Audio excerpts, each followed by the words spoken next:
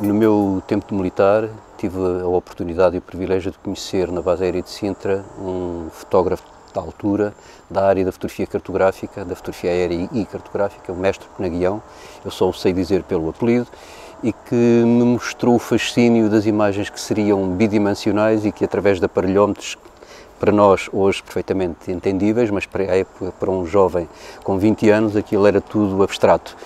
E dá-me a noção da tridimensionalidade, da profundidade, das altitudes, etc. E eu fiquei fascinado com tudo aquilo, principalmente com o que se passava depois lá numa casinha. Hoje em dia, sabendo o que é, as chamadas câmaras escuras, de processamento, de revelação, etc, etc. Esse tempo ficou sempre a mexer comigo, isto ter-se-á passado 71, 72, no limite.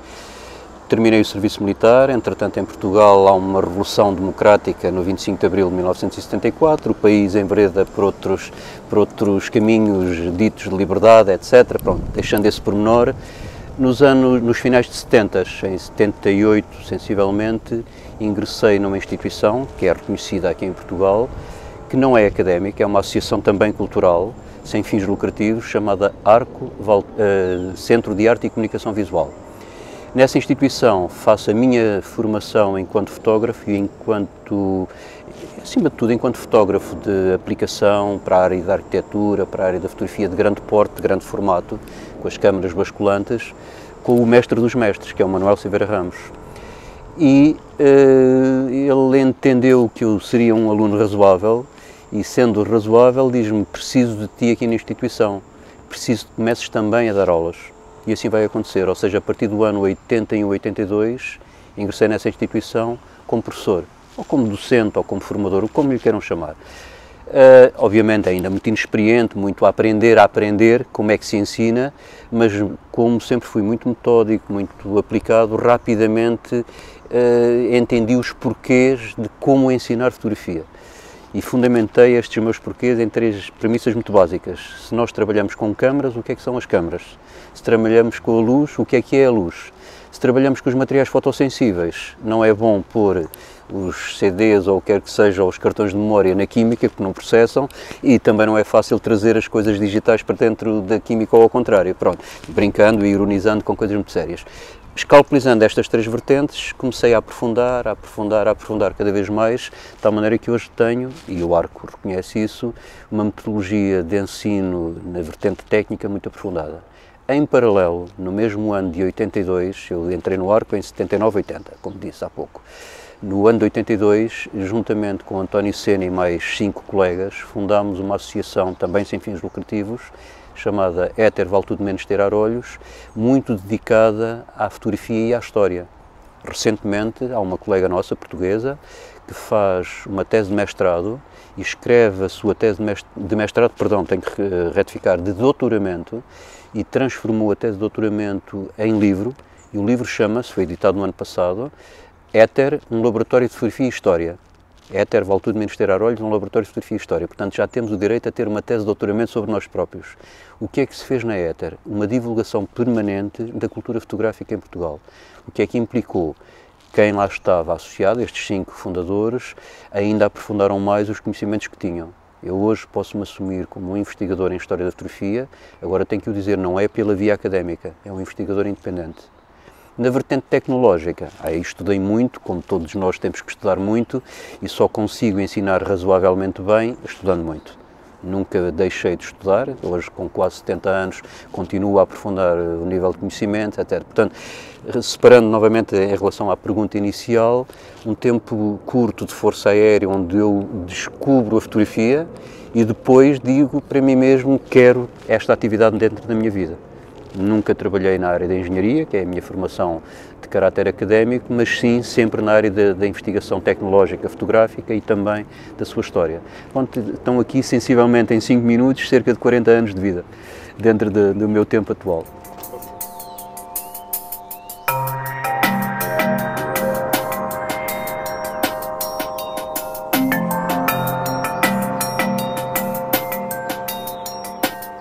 A Éter foi uma associação de animação fotográfica, o termo era mesmo este, animação fotográfica, ou seja, uma associação cultural, também sem finalidades lucrativas, à semelhança do Arco, que se funda com 5, 6 pessoas, a ver se eu não me engano agora a contá-los, o António Sena, que não está neste momento em Portugal continental, está na Ilha do Pico, nos Açores, o António Júlio Aroeira, que também foi para os Açores. Cá em Lisboa ficámos eu, José Souto, portanto, ficou a Madalena Lelo, ficou a Leonor Colasso e o Alfredo Pinto. Somos o grupo fundador.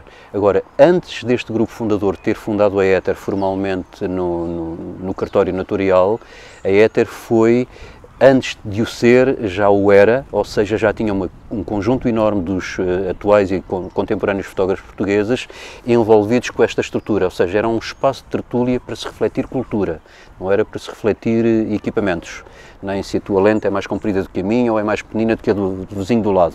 Era um espaço de reflexão. Este tempo da Éter, na qual promovemos, sem exagero, para aí umas 10 exposições, sensivelmente, talvez até mais. A primeira grande exposição foi dedicada a um livro de culto, um livro português, quase que diria desconhecido a nível tanto português como internacional, que é descoberto pelo Martin Parr muitos anos depois. Esse livro foi editado em 1959 e chamar-se-á Lisboa, Cidade Triste e Alegre, de Vítor Paula e Costa Martins.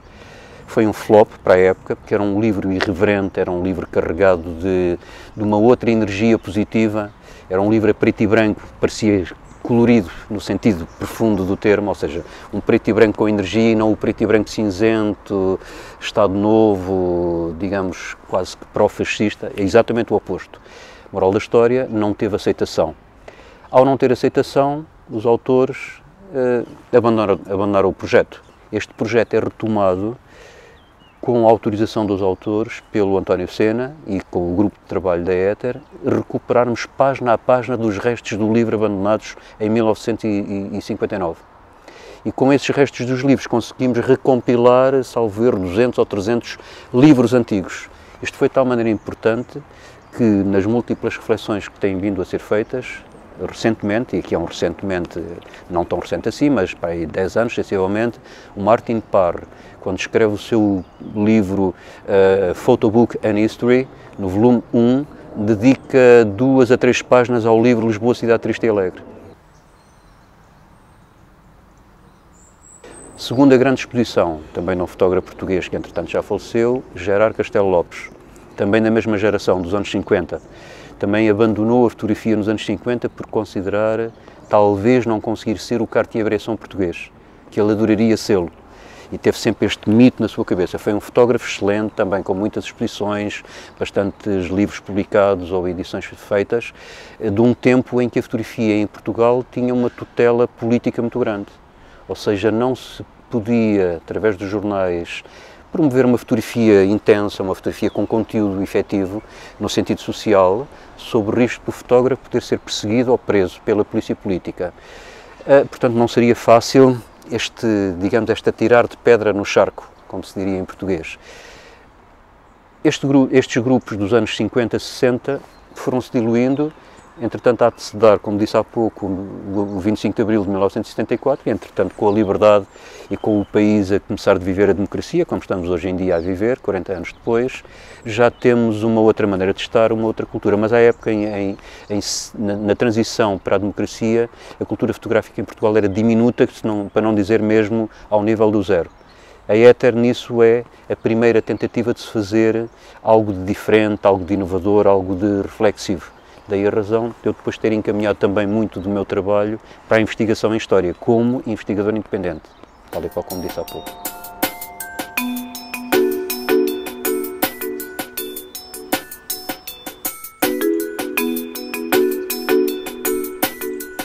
Vou pegar aqui numa situação polémica. Recentemente, e com todo o respeito que ele merece, li em Lisboa, na nossa imprensa, uma afirmação do Sebastião Salgado a dizer que não assume, e de direito próprio ele não assumir, a fotografia que não seja feita por meio de equipamentos fotográficos, ou seja, não entende como uma produção possível por via dos tablets ou dos telemóveis ou coisa que o valha.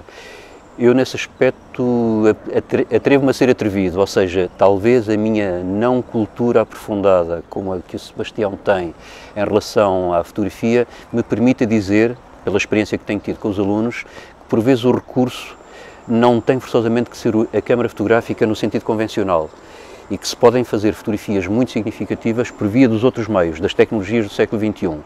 Simplesmente tudo isso precisa ser mastigado, precisa ser muito refletido, muito aprofundado, muito visto, porque há um novo paradigma. Há quem diga que a fotografia morreu, eu também não prefiro dessa filosofia, digo é que há novos fotógrafos que podem garantir ainda que a fotografia não está morta, que é uma coisa diferente ela ter morrido. E tudo isto precisará de ser muito escalpelizado, muito falado, muito refletido, muito discutido. Aí eu posso dizer que sou uma pessoa privilegiada, porque contacto tantas vezes por semana, 3, 4, 5 vezes por semana, com grupos de jovens esses que às vezes podem chegar à minha idade, até aos 50, 60 anos, em que as opiniões são sempre díspares, são sempre diversificadas, são sempre diferentes, e como se diz, da reflexão nasce a luz, e eu vou acumulando informação para depois eu próprio ir refletindo, e um destes dias, se calhar, hei de ter uma opinião mais circunscrita, mais balizada em relação a, mas não rejeito, digamos, a utilização dos Instagrams nem dos Facebooks. Preocupa-me a utilização, não é abusiva, é a utilização não refletida. Digamos, a inundação de imagens no sistema, de imagens não pensadas, não refletidas, isso preocupa-me. Mas também entendo que muitos dos fotógrafos contemporâneos, por isso mesmo, já não se expõem da mesma maneira, expõem-se por projetos, ou seja, estudam, aprofundam, tentam equiparar os seus projetos a outros já desenvolvidos para chegarem à conclusão de que é por este caminho que eu vou desenvolver agora o que estou a fazer. Pronto, e talvez isso seja um dos caminhos de leitura para a fotografia contemporânea e sermos capazes de absorver também, e de uma forma positiva e proativa, estes novos meios, estas novas tecnologias.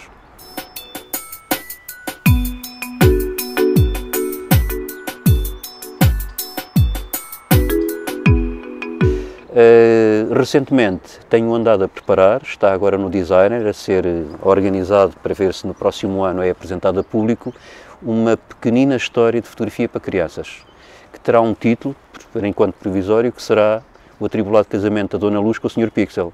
Uma história de fotografia para crianças que até os adultos deveriam ler. Mas isto, pronto, é um projeto que, como lhe digo, está em embrião e que eu aguardo que no próximo ano, 2020, não sei se logo no primeiro trimestre, mas por aí, primeiro, segundo trimestre, que possa estar disponível para o público poder ler e, acima de tudo, as crianças poderem ganhar alguma cultura. Um documento de reflexão sobre a história, que permitirá aos alunos agora terem um documento de consulta formal, está nos repositórios de um Instituto Politécnico cá em Portugal, e esse documento tem um título que é Fotografias Efêmeras. A fotografia antes da fotografia. É uma reflexão sobre os projetos do Thomas Wedgwood e do Humphrey David, em que eu pretendo homenageá-los, não para dizer que eles são inventores da fotografia, mas para dizer que há todo um conjunto articulado de conhecimentos que se vão encaminhando e que nos levarão ao surgimento da fotografia no século XIX. O que é que este documento tem associado? Associei-lhe uma exposição real, que é a que eu chamo das fotografias efêmeras, executada tal e qual segundo os processos que eles utilizavam na época. Ou seja, as fotografias estão impressas, mas não passaram por processo químico. Quer dizer que sempre que são vistas e têm que ser escondidas uma vez, 2 vezes, 3 vezes, sob o risco de irem morrendo. Já morreram quase todas. Eu fiz aproximadamente 200 imagens efêmeras e apresentei a público 25.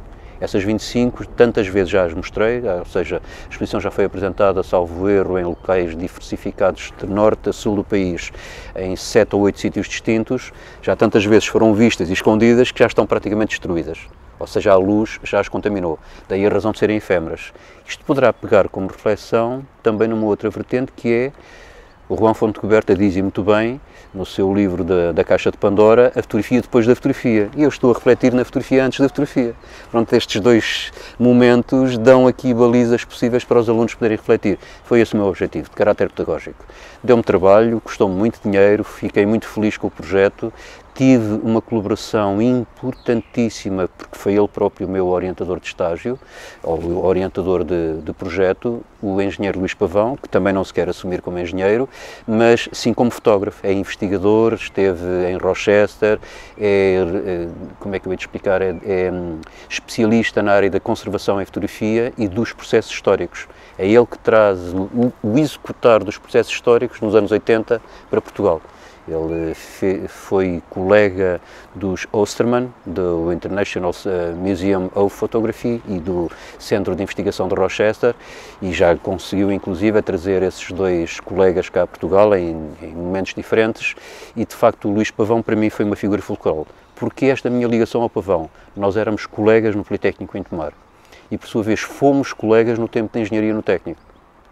Depois esta nossa amizade nunca se perdeu, começou nos anos 60 e muitos, 68, 69, esta amizade nunca se perdeu, umas vezes mais pontilhada, outras vezes mais afastados, retomámos e reencontramos com fotógrafos e a partir daí a nossa amizade mantém-se e tem sido fulcral.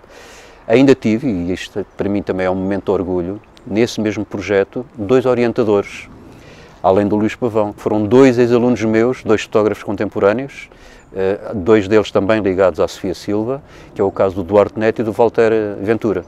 Dois fotógrafos contemporâneos portugueses do melhor que a fotografia portuguesa tem neste momento e que de meus ex-alunos passaram a ser meus orientadores e que me castigaram muito, dizendo: José, o caminho tem que ser por ali, tem que ser por ali. E eu, com muita humildade, fui sempre seguindo todos os ensinamentos que eles me foram dando e invertendo os papéis e dizendo assim: já fui professor deles, agora são eles que estão a ser meus professores e meus tutores. Achei isto uma coisa fascinante e maravilhosa. Acho que o resultado teve algum sucesso.